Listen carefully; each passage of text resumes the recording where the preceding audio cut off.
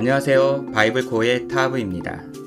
저는 한국교회에서 자라면서 신뢰할 수 있는 목회자를 찾지 못해서 어려움을 호소하는 이야기를 많이 들어보았습니다. 그러한 고민은 오늘날의 교회뿐만이 아니라 고대의 초대 교회에서도 있었던 문제인 것 같습니다. 1800년대 후반에 콘스탄티노플이라는 도시의 한 도서관에서 고대 문서가 하나 발견되었습니다. 제목은 12사도들의 가르침이라고 기록되어 있었습니다. 그래서 우리는 그 내용을 디다케라고 부릅니다. 디다케는 헬라어인데 뜻은 가르침이라는 뜻입니다. 개역개정 성경에는 교훈으로 번역된 단어입니다. 많은 학자들은 그 문서를 살펴보고 이 내용이 AD 100년 전후경에 쓰였을 것이라고 추정합니다. 그렇다면 굉장히 오래된 초대교회의 문서에 속합니다. 그 내용은 복음서에 있는 예수님의 말씀도 기록되어 있고 십계명의 내용도 설명하고 있습니다. 그리고 우상 숭배를 하면 안 된다. 그리고 세례라든지 금식, 기도에 관한 그런 초대교회의 모습을 알 수 있습니다. 그런데 재미있는 것은 그 내용 가운데 참 사역자를 분별하는 방법이 기록되어 있습니다. 그래서 오늘은 짧은 특강으로 그 참 사역자를 분별하는 내용에 관해서 한번 확인해 보겠습니다. 초대교회에서 남겨준 디다케라는 문서를 한번 확인해 보죠. 디다케는 총 16장으로 이루어져 있는데요. 그 중에서 참 사역자를 분별하는 내용은 11장에 기록되어 있습니다. 오늘은 그 내용만 살펴보겠습니다. 디다케에 대해서 여러 번역본이 있는데요. 저는 정양모라는 분이 번역한 내용으로 확인해 보겠습니다. 이 내용이 가장 잘 번역되어 있다고 생각을 합니다. 1절. 누가 만일 앞서 말한 이 모든 것을 가르치러 여러분에게 온다면 여러분은 그를 받아들이시오 라고 말합니다. 그래서 누군가가 이제 교회에 찾아왔는데 이 모든 것을 가르치러 라고 해서 1장부터 10장까지에 있는 내용입니다. 그래서 진리의 말씀들을 그것을 가르친다면 여러분들은 그를 받아들이십시오 라고 이야기한 것이죠. 2절. 그러나 만일 가르치는 사람 자신이 돌아서서 파괴시키려고 다른 가르침을 가르친다면 여러분은 그의 말을 듣지 마시오.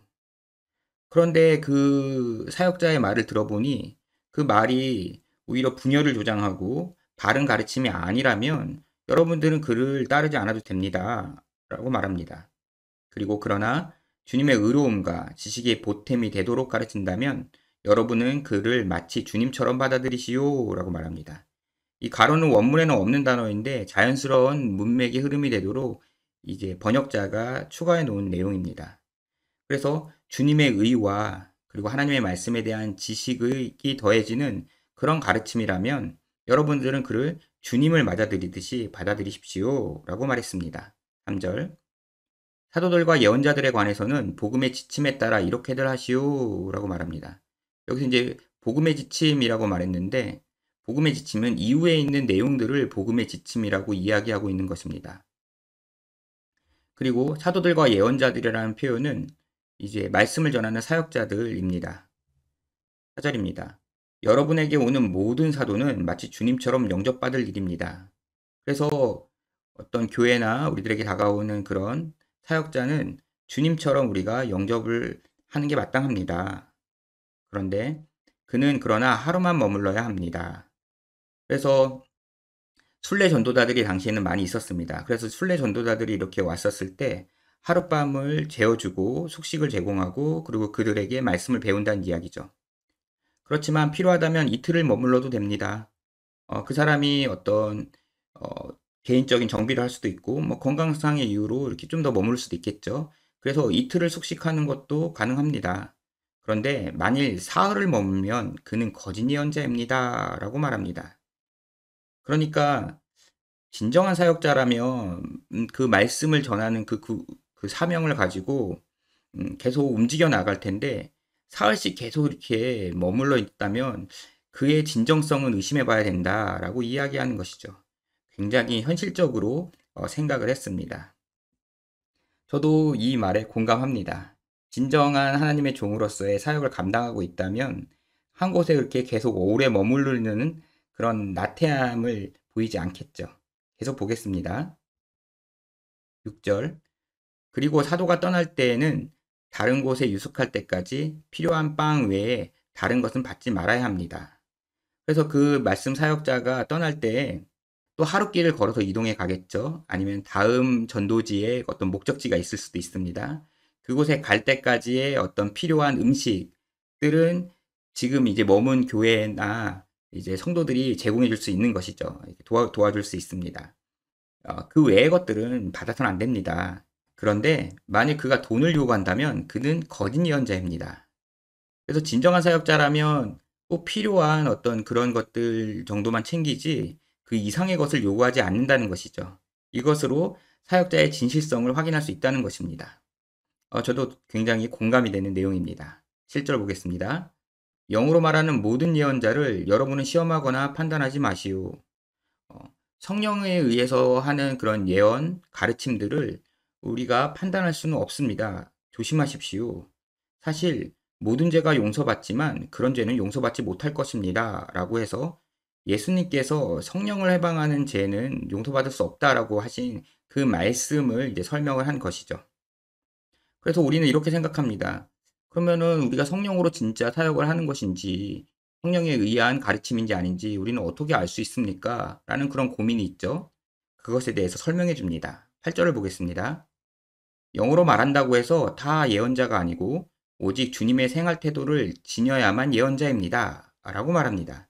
자, 무슨 얘기냐면 자, 성령으로 말한다고 그렇게 이야기한다고 해서 다 예언자라고 말할 수는 없습니다. 예.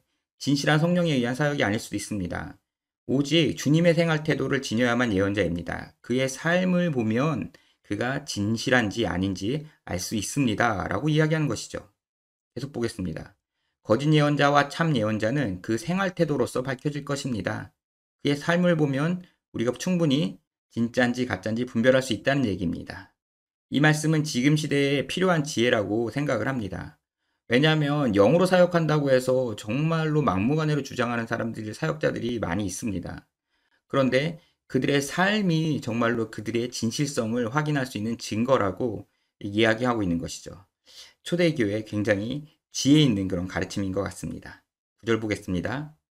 식탁을 마련하라고 영으로 명하는 모든 예언자는 바로 그 식탁에서는 먹지 않습니다. 만일 먹는다면 그는 거짓 예언자입니다. 이게 무슨 내용이냐면 이제 음식을 준비하라고 그것은 성령에 의해서 이야기했다라고 어떤 사역자가 말을 했습니다. 그렇다면 그 사역자는 그 음식을 탐하지는 않는다는 것입니다. 왜냐하면 진정으로 성령에 의해서 이 명령이 주어진 것이라면 이렇게 사적으로 자신을 위해서 이렇게 쓰지 않기 때문입니다. 그런데 만일 먹는다면 그는 거짓 예언자입니다. 그렇다면은 이것을 그 사람의 진실성 여부를 확인할 수 없다는 것입니다. 저도 맞는 말씀 같습니다. 계속 보죠. 10절. 진리를 가르치는 모든 예언자가 만일 가르치는 것들을 행하지 않는다면 그는 거짓 예언자입니다. 또 하나 확인할 수 있는 것은 진리를 가르치는 그런 사역자가 있는데 그런데 그 자신이 가르친 그 내용 자체를 스스로가 행하지 않는다면 그는 진정한 사역자라고 볼 수 없습니다. 라는 말이죠. 예, 맞는 말씀이죠. 11절입니다. 인정받고 진실한 모든 예언자가 지상에서 교회의 신비를 드러내기 위해서 행하면서도 자신이 행하는 것들을 행하라고 가르치지 않더라도 여러분에게 심판받지 말 것입니다. 그는 하나님에게 심판받습니다. 그것은 옛 예언자들도 그렇게 행했던 것입니다. 라는 말씀입니다. 이것은 무슨 내용이냐면 사람들에게 인정받고 그 다음에 진실한 그런 사역자인 것이 분명한 그런 사람이 있습니다. 그 사역자는 이제 교회의 비밀, 그 말씀을 전하기 위해서 사역을 합니다. 그런데 그 사역자가 자신이 행하는 것들을 행하라고 가르치지 않더라고 라고 해서 이 부분은 굉장히 해석에 어려움을 겪는 부분입니다. 근데 제가 생각하기에는 이런 의미인 것 같습니다.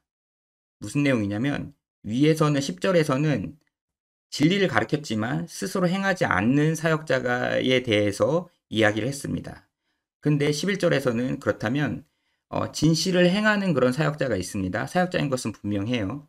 그런데 자신이 행하는 것들을 행하라고 가르치지는 않는 그러니까는 어떤 바른 삶을 살고 그것을 전하는 그런 삶을 살긴 하지만 그것을 가르치는 것에는 좀 소홀히 하는 그런 사역자인 것으로 보입니다. 10절과는 이제 반대인 사람을 이야기한 것이죠. 그런 사람들은 여러분에게 심판받지 말 것입니다. 그래서 여러분들이 함부로 심판하지는 마십시오. 판단하지는 마십시오. 라는 이야기입니다. 왜냐하면 그는 하나님에게 심판을 받습니다. 그것은 옛 예언자들도 그렇게 행했던 것입니다. 옛날에 구약 성경에 있던 그런 선지자들도 하나님께서 자신의 어떤 전해야 될 가르침들을 온전히 전하지 않았을 때 하나님께서 그들을 심판하셨습니다. 그렇기 때문에 그런 자들이 게으르다거나 너무 할 일을 안 하고 있다라고 여러분 스스로는 함부로 판단하지 마십시오. 라는 이야기입니다. 12절입니다. 그러나 어느 누가 영으로 말한다면서 내게 돈이나 다른 어떤 것을 주시오 하거든 여러분은 그의 말을 듣지 말 것입니다. 그래서 어떤 사역자가 이것은 성령에 의한 것입니다. 라고 말하면서 나에게 돈이 좀 필요합니다. 그리고 여러 가지 그런 어떤 것들이 필요합니다. 라고 말한다면 여러분 그의 말을 듣지 마십시오. 라고 이야기하는 것입니다. 성령님께서 하시는 말씀이 어떤 사역자 개인에게 돈이나 어떤 그런 것들을 채워주는 그런 사역을 주시지 않는다라는 것이죠. 그리고 그러나 다른 빈궁한 이들을 위하여 달라고 하거든이라고 해서 어떤 구제 사역을 위해서 쓰겠다라고 하면은 그것은 가능합니다. 그것을 가지고 그 사역자를 심판하지는 마십시오라고 이야기를 했습니다. 여기까지가 디다케 11장인데요. 참된 사역자를 어떻게 분별할 수 있는지 초대교회의 문서인 디다케를 확인해 보았습니다.